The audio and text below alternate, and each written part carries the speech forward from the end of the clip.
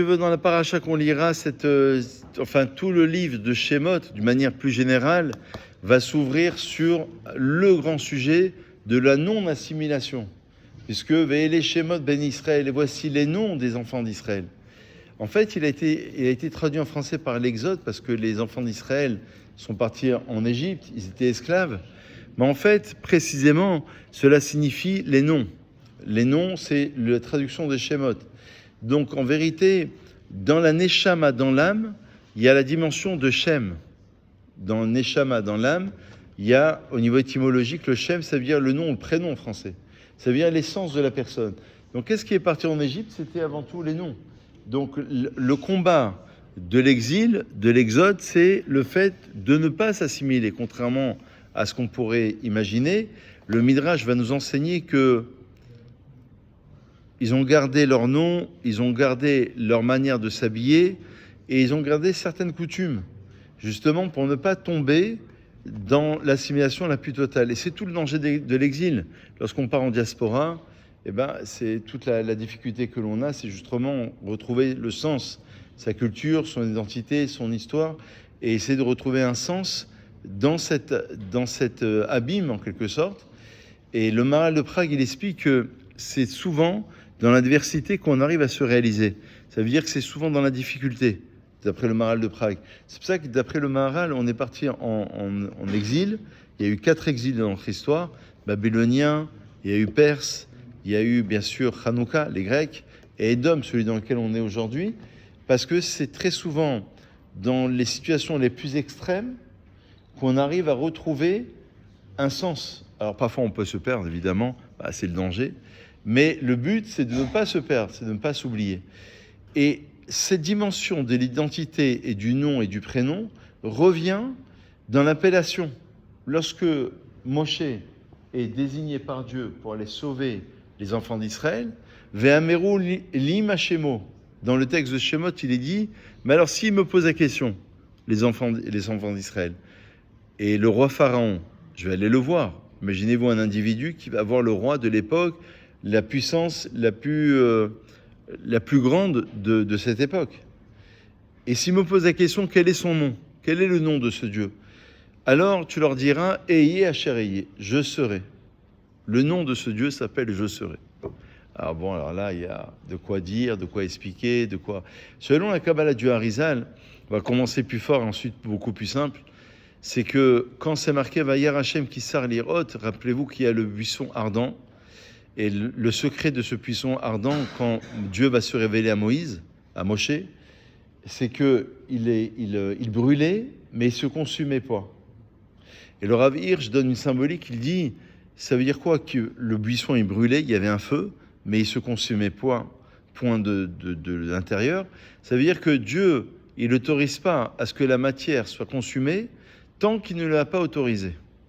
Ça veut dire à la fois c'est un feu qui est ardent, comme Séné Boaer Baesh, il brûlait dans le feu, ce Séné, ce buisson. Il y en a même qui ont dit que le Séné, le buisson, c'est une allusion au Sinaï, sur lequel on va recevoir la Torah. Et certains veulent comprendre, veulent dire que non, en vérité, d'après le Rav Hirsch, ça veut dire que tant que Dieu ne donne pas l'autorisation à ce que le buisson soit consumé, il ne peut pas être consumé. Mais l'idée, c'est de dire que ce Dieu-là s'appelle Eye. C'est encore le nom qui revient. Ve'ameru lim Hashemo, quel est son nom à ce Dieu? Alors le Harizal, il comprend que quand Moïse se penche, se tourne pour aller voir qu'est-ce qui se passe, cette image, elle est quand même exceptionnelle. Un buisson qui est pris par un feu, mais il ne se consume pas. Donc Vayar Hashem, qui sar lirot. Hashem a vu qu'il se penchait pour aller voir, qu'il se tournait pour aller voir. Et le Harizal, il dit qu'Issar, c'est la Gimatria de 260. Et il a dit, mais le temps n'est pas arrivé, c'est 10 fois 26. 26, c'est le nom de Dieu, Yudke Vavke. Donc le temps n'est pas arrivé. On a 210 ans, il reste en moins une cinquantaine d'années. Il lui dit, non, tu n'as pas compris. Mon nom, c'est Eye. Eye, c'est Gimatria 21. 21 fois 10, ça fait 210. Le temps est arrivé. Alors c'est quoi le secret? Ça, c'est selon le Harizal. Mais c'est quoi le secret de Eye? Rashi déjà explique dans le Pshat, il dit, je serai avec vous dans cette épreuve, tout comme je serai avec vous dans d'autres épreuves.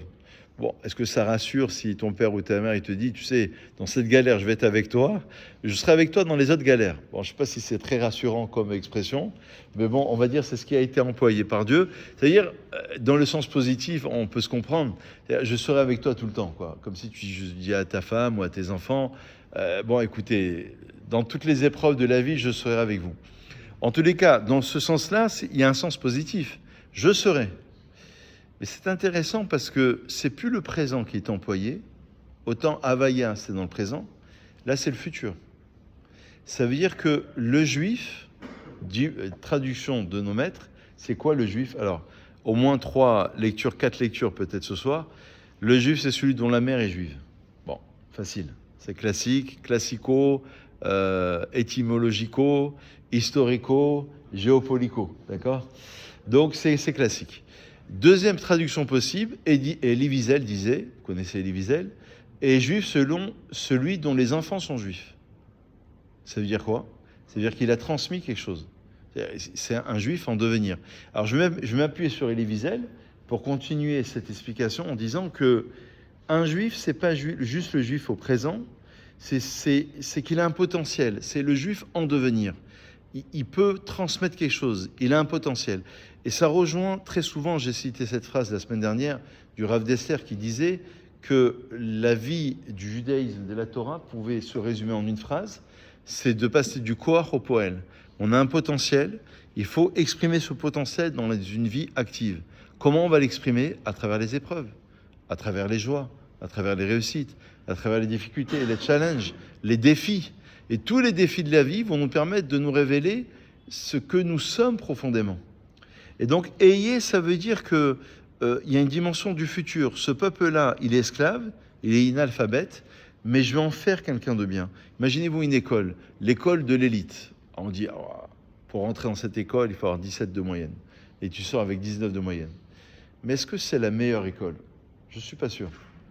Une bonne école, une très bonne école, ce que j'ai dit à certains directeurs d'écoles juives, c'est que je leur ai dit, une bonne école, c'est celle qui arrive à prendre des élèves moyens, comme dans les arts martiaux, Gérard, par exemple, d'accord? Des élèves qui ne sont pas très doués dans ce genre de matière, d'accord? Et j'arrive à produire quelque chose. J'arrive à en faire quelque chose et j'arrive justement à extraire le meilleur de lui-même. Tu prends un individu qui est déjà dans la Torah. Bon, tu vas le renforcer. Tant mieux, c'est bien. Maintenant, tu prends quelqu'un qui n'est pas du tout dans la Torah, et qui ne sait pas c'est quoi le judaïsme. Moi, je me rappelle une fois, vous savez, je vais rendre visite à des détenus en prison. Et j'ai rencontré une personne là-bas qui n'avait jamais entendu parler de Pessah, la fête de Pâques. Ni les Hébreux, ni l'Égypte, ni Pessah, ni Ouello. Ouello de chez Ouello. Rien. D'accord? Alors je vais expliquer. Je lui dis ça, on a eu des ancêtres, Abraham, Israël, Yaakov, on est parti en Égypte, hein, on a reçu la Torah. Alors quelques minutes, il y a tellement de choses à dire. Comment tu veux résumer l'histoire de 5786 ans d'histoire en 10 minutes? Bon, on résume plus ou moins. Et cette personne-là a vécu son premier Pessah en prison. Et j'ai été épaté. Donc j'ai eu le mérite, Baruch Hashem, merci Hashem, de lui apporter ce qu'il fallait, veille de Pessah, avec la Haggadah de Pessah, évidemment traduite en français pour avoir des indications. Et c'est une révélation. Je me suis dit, comment on peut fêter la liberté en prison? Parce que la fête de Pessah, c'est la fête de la liberté. C'est énorme. Ça veut dire que c'est quelque chose de grandiose. Comment on a pu fêter une fête de la liberté en étant en prison, en disant, nos ancêtres, est-ce que ça parle? Il y a 3300 et quelques années, eh ben, ils étaient esclaves, ils sont sortis. Eh bien justement, le produit du judaïsme, d'être juif, c'est de comprendre qu'on a un potentiel et que ça serait dommage de passer à côté de son potentiel. Alors moi, en ce qui me concerne, je ne vous parle pas d'arts martiaux, je ne parle pas d'école, mais au niveau spirituel, on a un potentiel spirituel qui est là, qui est en nous, une connexion, vous avez vu en Chine, une connexion en 10G. Nous, on est en 5G, connexion 10G qui est en train de sortir en Chine. On a une connexion, elle vaut ce qu'elle vaut, mais on a une belle connexion, Wi-Fi, avec l'éternel, avec le divin. Et le but, c'est de créer quelque chose, c'est de créer une symbiose. Et ça, ce sont les événements. On a pris ce peuple, inalphabète, peuple d'esclaves. Ils avaient entendu qu'il y avait un Dieu. En vérité, le Harizal, il donne un saut incroyable, il dit... Le roi Pharaon, non pas qu'il ne connaissait pas Dieu, il savait qu'il y avait un Dieu. Attention, c'est un petit peu fin, c'est un peu subtil. Il connaissait le Dieu créateur, mais il n'avait pas conscience du Dieu transcendant dans la nature. Traduction, ça veut dire qu'il y avait un Dieu qui avait créé le monde, mais en vérité, c'était le nom de Dieu Havaya. Mais Elohim connaissez. Et le roi Pharaon, il dit, Mi Hachem, mi Yudkevavke, Haché Eshma Makelo. Quel est ce Yudkevavke? Et Yudkevavke, je ne sais pas. Je sais qu'il y a un Dieu créateur, Bereshit bara Elohim, que Dieu a plusieurs noms en fonction des révélations. Il a plusieurs facettes, plusieurs identités. Le terme Elohim, je le perçois.